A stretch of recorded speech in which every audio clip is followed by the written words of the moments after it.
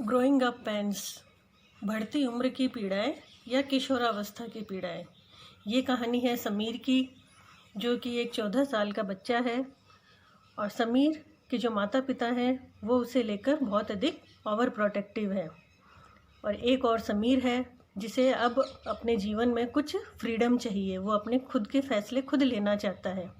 तो ये एक माता पिता और एक बच्चे के बीच के अंतर्द्वंद को दर्शाती हुई कहानी है। आइए देखते हैं कि अंतर्द्वंद क्या है समीर और उसके पेरेंट्स के बीच में। लाइफ इज़ हार्ड, जीवन कठिन है। आई टेल माई सेल्फ, मैंने अपने आप से कहा, as I stand before the mirror and watch acne that dreaded scum of a disease playing havoc with my face. जैसे ही मैं दर्पण के सामने खड़ा हुआ और मेरे चेहरे पर मुहासों ने जो भयानक खेल खेला, एक झाग के रूप में जो मेरी सतह पर गंदगी जमा हुई, उसे देखते हुए। और यहाँ पे डिजीज़ का मतलब है बीमारी, हैवोक का मतलब होता है हानि, एक्ने को कहते हैं मुहासे। आई विश, मैं कामना करता हूँ, I could drive the pimples out with A wave of the hand, कि काश मैं मेरे मुंह पर हाथ फेरूं और मेरे सारे चेहरे पर जितने भी मुहासे हैं वो सब हट जाएं। Then I tell myself, फिर मैंने अपने आप से कहा, that acne is a temporary ravage, कि ये जो मुहासे हैं ये एक परमानेंट नहीं है, टेम्परेरी नुकसान पहुंचा रहे हैं मेरे चेहरे को। That makes life a little less comfortable for a teenager, जिन्होंने एक किशोर के जीवन को थोड़ा सा असहज बना दिया है। But it is a sure sign of a child moulting into an adult, परंतु ये निश्चित रूप से वह निशान है कि एक बच्चा अब बच्चा नहीं रहा है, वह वयस्क बन गया है। मोल्टिंग का मतलब होता है जब सांप अपनी कैंचुली उतारता है उसे मोल्टिंग कहा जाता है, या पक्षी के जो पंख झड़ने की प्रक्रिया होती है वो भी मोल्टिंग कहलाती है। यहाँ पर मोल्टिंग का मतलब है कि समीर का जो एज के अंदर जो परिवर्तन हुआ है, बाल्यावस्था से उसने जो किशोरावस्था में परिवर्तन किया, प्रवेश किया है, उसके लिए ये मोल्टिंग वर्ड आया है। लाइफ इज़ टफ, जीवन कठिन है। I turn away from the mirror, मैंने दर्पण से हटते हुए कहा। When it strike me like a bolt of lightning, जब इस विचार ने एक आकाशीय बिजली की तरह मेरे दिमाग में ये चीज़ छाई। My voice has turn rough almost rocks, मेरी जो आवाज़ है वो लगभग एकदम कर्कश हो गई है। इफ ग्रेट्स, ये मुझे चुभती है, ग्रेट्स मतलब होता है चुभना। इफ़ आई मे ऐड, यदि मैं कहूँ, where has my sweet soft voice gone, मेरी मीठी मधुर आवाज़ कहाँ गई। Have I caught a cold, क्या मुझे सर्दी जुकाम हुआ है। Such gruffness goes hand in hand with a cold, क्योंकि जब कभी भी जुकाम होता है उस समय हमारे स्वर में परिवर्तन हो जाता है, हमारा जो स्वर है वह उस समय कर्कश हो जाता है।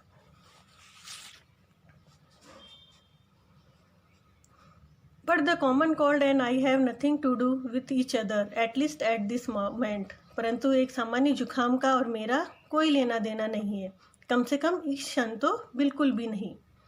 Is there an uncommon cold, तो क्या ये एक असामान्य बुखार है। A light banter lift my spirit, एक हल्के से मजाक ने मेरे जोश को बढ़ा दिया।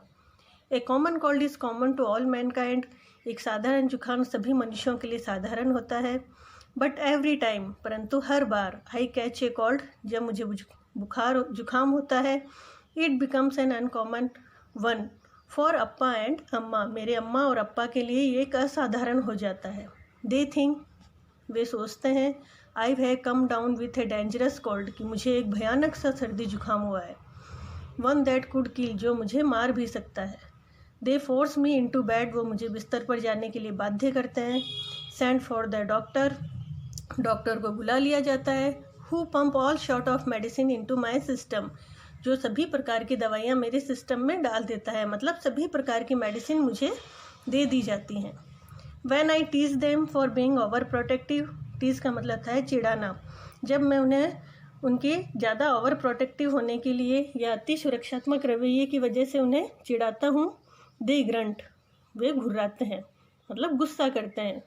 हाउ वुड यू नो, तुम कैसे जानोगे। You are too young to understand our fear, हमारी आशंकाओं को जानने के लिए अभी तुम बहुत छोटे हो। आवर ओनली चाइल्ड, हमारे इकलौते बेटे। The apples of our eye, हमारी आँखों के तारे। As if they understand my fears, मानो कि वो मेरी आशंकाओं को समझते हो। I too have my fears, मेरी स्वयं की भी आशंकाएं हैं, मेरे स्वयं के भी डर हैं। I was not there, it was not there till the other day, जो कि कल तक ऐसा नहीं थी, मतलब कल तक ये आशंकाएं नहीं थी। But suddenly out of nowhere it has appeared, पर न जाने ये कहाँ से आ गई। It fills all my waking thoughts and haunt my dream, इन्होंने मेरे सारे विचारों को भर दिया और मेरे सपनों में भी ये छा गई। I try to dispel the fear, मैं इन आशंकाओं को दूर करने की कोशिश करता हूँ। आई टेल माई सेल्फ, मैं अपने आप से कहता हूँ, ओनली कावर्ड फियर, केवल डरपोक डरते हैं। I am not a coward, मैं डरपोक नहीं हूँ।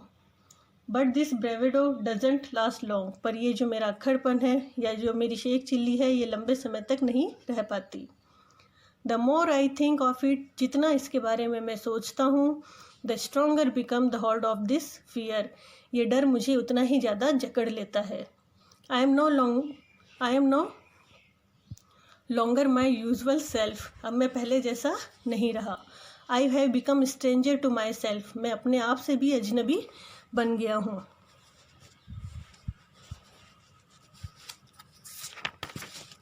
टिल द अदर डे, कुछ दिन पहले तक, I used to feel happy when amma walked in unannounced survey the room gently chided me, is this a room or a pigsty. Till the other day, कल तक या कुछ दिनों पहले तक, I used to feel happy, मुझे बहुत खुशी होती थी। When amma walked unannounced surveyed the room, जब अम्मा मुझे बिना कहे मेरे कमरे का निरीक्षण करती। जेंटली चाइडेड मी, मुझे प्यार से फटकारती। Is this a room or a pigsty, ये कमरा है या सुअर खाना। And quickly got down to the task of cleaning the room, और जल्द ही कमरे को साफ करने की कार्य में लग जाती। She would work at it with total dedication, वो पूरे समर्पण के साथ इस काम को करती। डेडिकेशन का मतलब होता है समर्पण। The book would go back into the bookcase or side rack, जितनी भी किताबें थी उन्हें बुक केस में, बुक रैक में या साइड की जो रैक होती थी उसमें रख दिया जाता था। The caps and pen pulled apart by me would get reunited, जो पेन के ढक्कन मेरे द्वारा खोलकर इधर उधर डाल दिए जाते थे, वो पेनों के ढक्कन वापस पेन पर लग जाते। Bits and pieces of crayons that dot the floor would go into the bin, और जो क्रेयॉन का मतलब होता है जो मोम कलर होते थे, उनके टुकड़े इधर उधर जो फर्श पे बिखरे रहते थे, वो सारे डस्टबिन में पहुंच जाते। The dust would be swept of the table के ऊपर से सारी धूल को साफ कर लिया जाता। And the room would gain A fresh look, और जो कमरा होता वह बिल्कुल एक नया रूप ले लेता, मतलब पूरा कमरा एकदम साफ हो जाता। How I hat her now when she does that, परंतु अब मैं उनसे अत्यधिक घृणा करता हूँ जब वो ऐसा करती हैं। I have put up A warning on the door, मैंने दरवाजे पर एक चेतावनी लगा दी है। नॉक बिफोर यू एंटर, अंदर आने से पूर्व खटखटाएं। Beneath the above instruction is a warning, और इस निर्देश के नीचे इस चेतावनी की एक चेतावनी भी लिखी है मैंने। My room love it or hate it, मेरा कमरा प्रेम करें या घृणा करें। Amma sees the notice but behave as if it is a Greek or Latin, Amma इस नोटिस को देखती हैं पर ऐसे व्यवहार करती हैं जैसे मानो ये ग्रीक और लैटिन में लिखा हो, मतलब उन्हें कुछ भी समझ में नहीं आ रहा हो। She continues to step into my room, वो लगातार मेरे कमरे में चली आती हैं। अनमाइंडफुल ऑफ माई प्राइवेसी, मेरी निजता की परवाह करे बिना। How can I make her understand that I need privacy, मैं उन्हें कैसे समझाऊं कि अब मुझे प्राइवेसी चाहिए, मुझे एकांतता चाहिए। If only she senses that gossamer thin curtain that has come up between me and my parents, काश वे इस चीज़ को समझ पाती कि अब मेरे और उनके बीच में एक पर्दा आ गया है, मतलब एक बीच में अंतर आ गया है। गॉसमर थिन कर्टेन का मतलब होता है जैसे मकड़ी अपना जाला जो एकदम बारीक बुनती है, वैसे ही एकदम बारीक कपड़े बारीक धागे से बना हुआ पर्दा हो। Is this what growing up is all about a matter of individuality? क्या यही एक निजता का बंधन है, एकांतता है? ए स्नैपिंग ऑफ बॉन्ड, बंधनों का टूटना।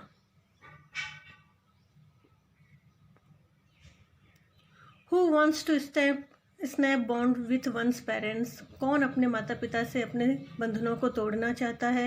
नॉट आई, मैं भी नहीं।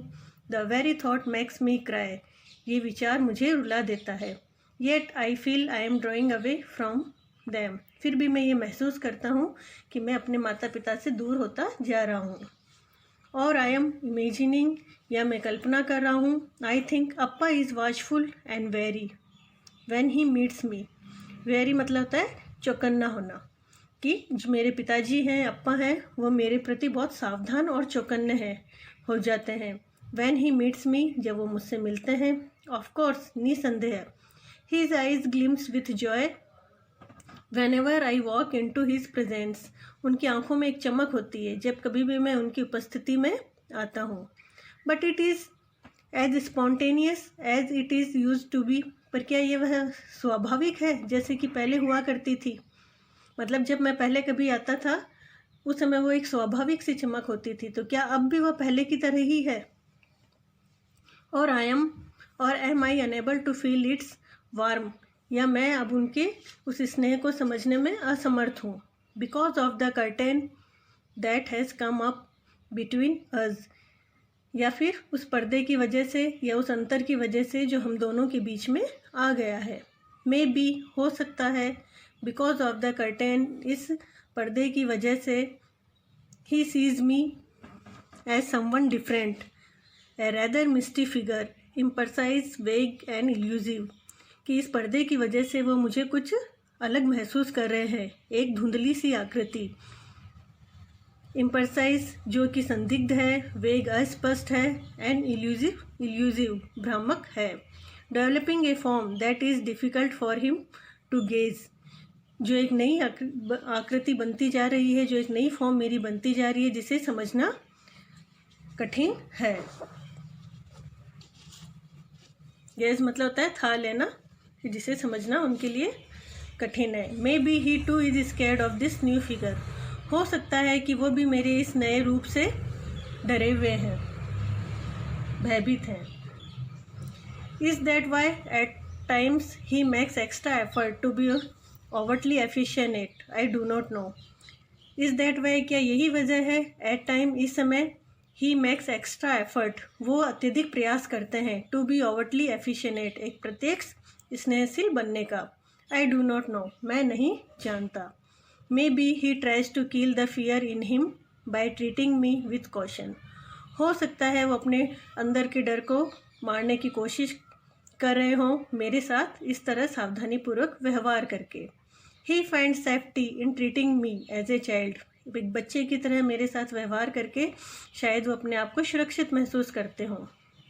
ही runs his finger through my thick curly hair, वो अपनी उंगलियों को मेरे घने घुंघराले बालों में फेरते हैं। Holds my head close to his chest, मेरे सिर को अपने सीने के पास लेकर जाते हैं। एंड पैट्स मी, और मुझे थपथपाते हैं। आई would not say I hate him for doing that, मैं नहीं कहूँगा कि अब मुझे ऐसा करना अच्छा नहीं लगता या मुझे ऐसा। अभी तक जो हमने चैप्टर पढ़ा है उससे रिलेटेड जितने भी डिफ़िकल्ट वर्ड्स हैं ये यहाँ दिए गए हैं, इन्हें आप अपनी नोटबुक में लिख लें। और इसी के अंतर्गत जितने भी क्वेश्चन आंसर आ रहे हैं उनके भी आंसर्स हमने क्वेश्चन के साथ यहाँ नीचे लिखे हैं, इन्हें भी आप अपनी नोटबुक में लिख लें। Thank you. Stay home, stay safe.